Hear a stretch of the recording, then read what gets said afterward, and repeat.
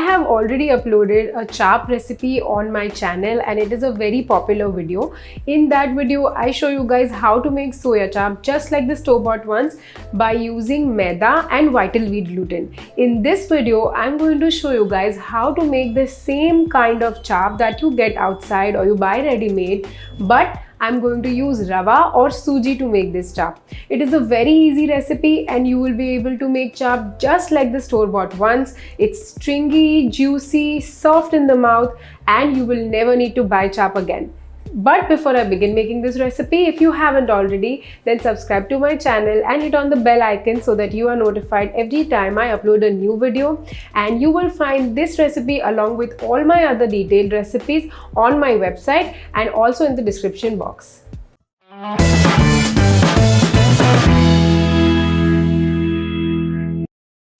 Sooji or rava is also a byproduct of wheat when it is put under the process of roller milling. So basically the only difference between maida and Sooji is that the particle size of maida is much smaller than that of Sooji, and even in Sooji, as you know, there are different varieties of the particle size. But because Sooji is also a byproduct of wheat, just like maida, it also has gluten, and by this process for making chaap, we are extracting that gluten in almost the same way that we do it for maida. Now the only advantage of using Sooji over maida is that maida is chemically processed or bleached to whiten it, whereas Sooji is left untreated, and that is why you will notice that Sooji is slightly yellowish in color, which is the natural tint of the inside of the wheat kernel. So I have taken some fine Sooji or rava here. Use the finest one that you can find. It is also called Chiroti rava or Bombay rava. And to that I'm going to add a good amount of water.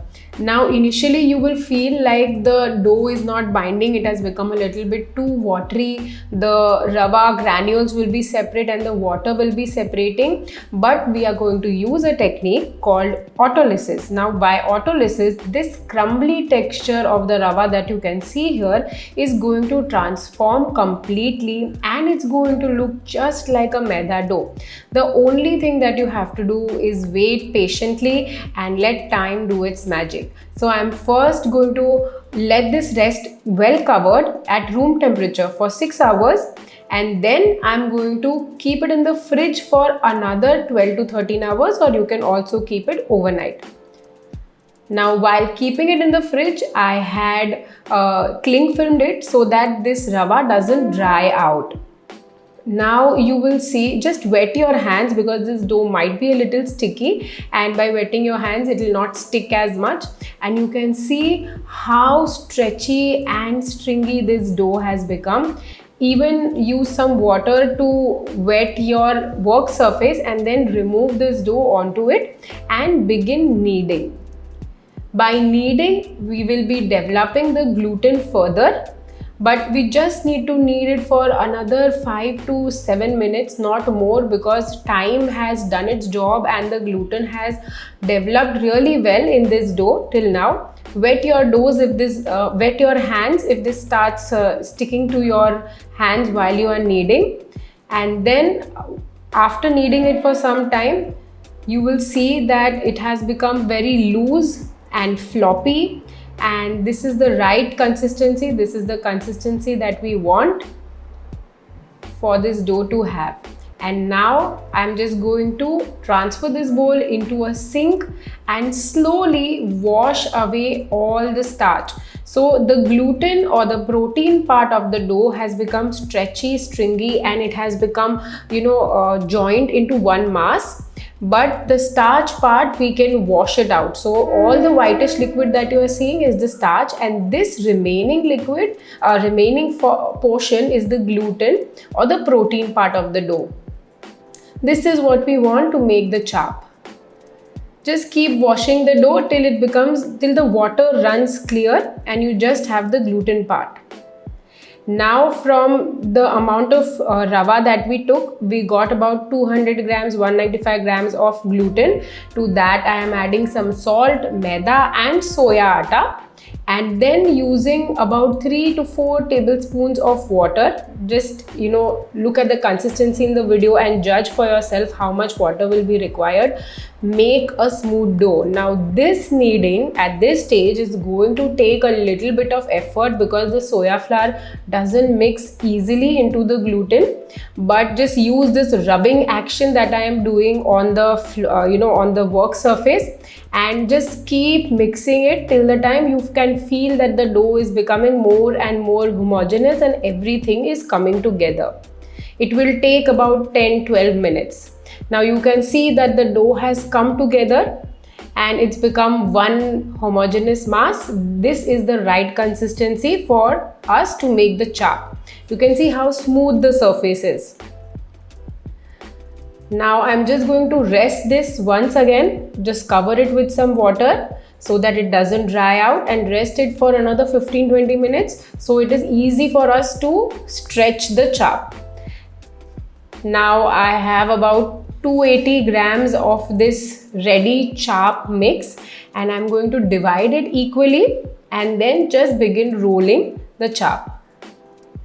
Resting at each stage is important so that your chaap dough is very loose and floppy, like you can see in the video.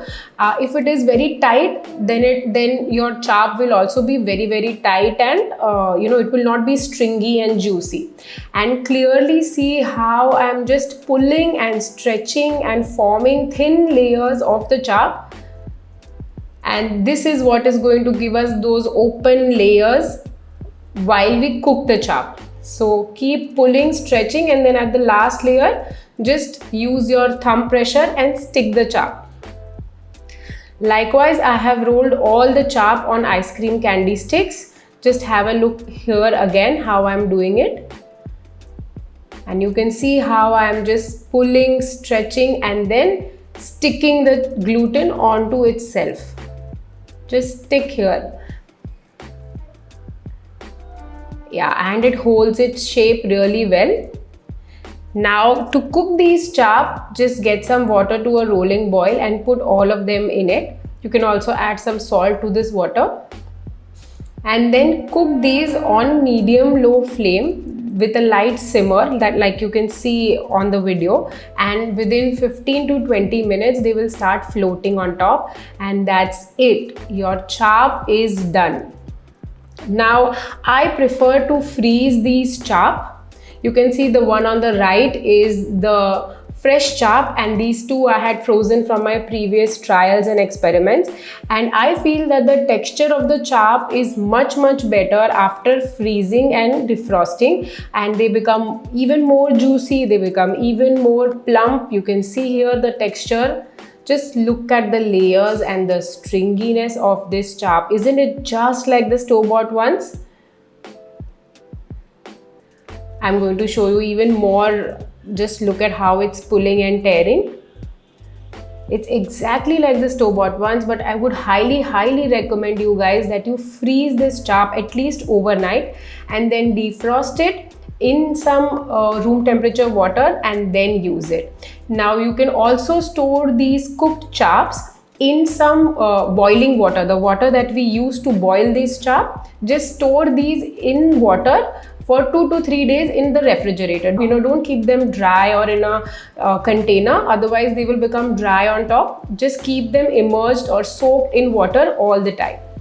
And here, have a look at how beautiful and amazing the texture of this chaap is.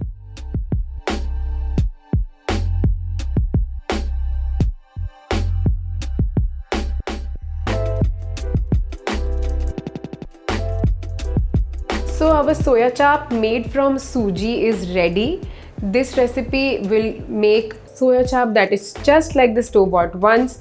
When you try my recipe, do leave your comments and feedback in the comment section below. And don't forget to tag me in your pictures when you make my recipe. I'll see you soon with another interesting one. Till then, happy cooking.